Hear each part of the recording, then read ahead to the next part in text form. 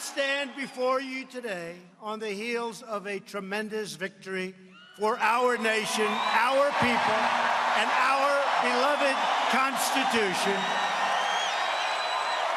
Over the past few weeks, every American has now seen the profound stakes in the upcoming election.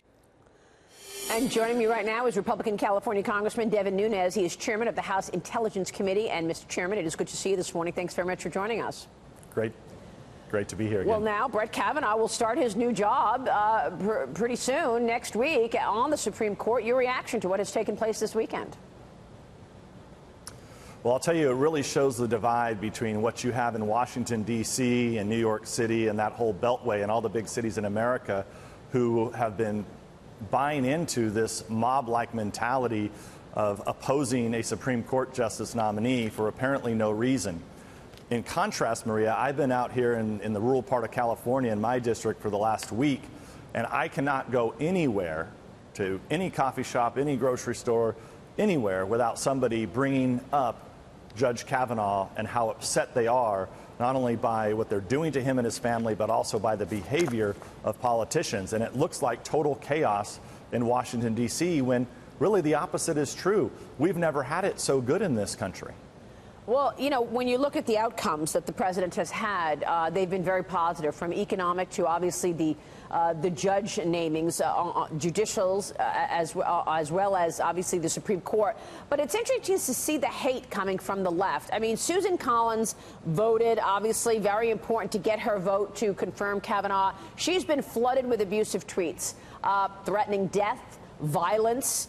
To Susan Collins. We see the protesters continuing. Where do things go from here, Congressman, given the level of hate and upset on the left and the shaming tactics?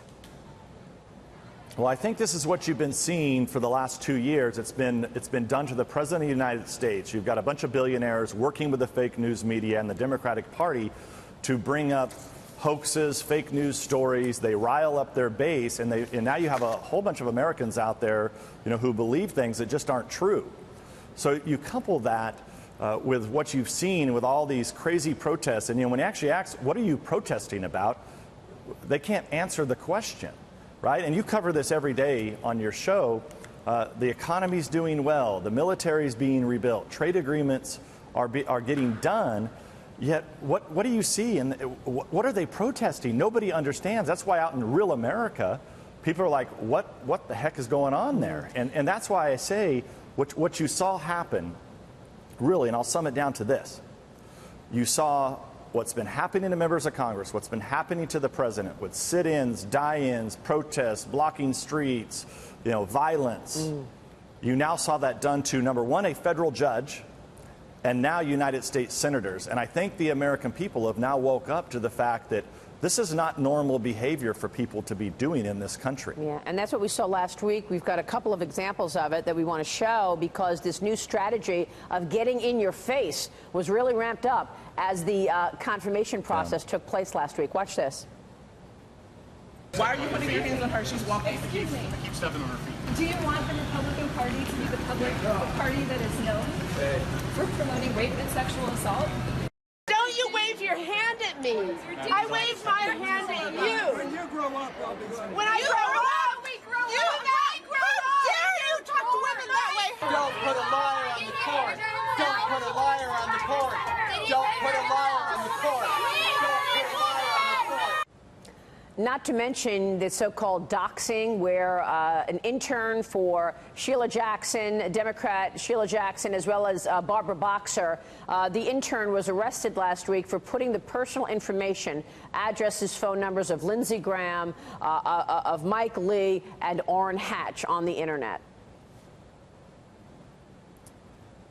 Yeah, I mean, that's what you're seeing, Maria. This is what's happening all over America. It's been happening to many of my colleagues, including myself, for a couple years.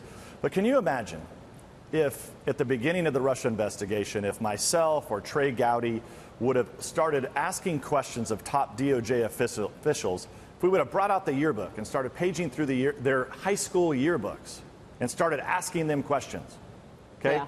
2 years ago, year and a half ago, we would have been laughed at, we would have been mocked, it would have been the biggest joke. And by the way, it should have been a joke. So do you think now this has you have the changed? normalization of this. Do you think this has changed the dynamics going into the midterms, now 4 weeks away?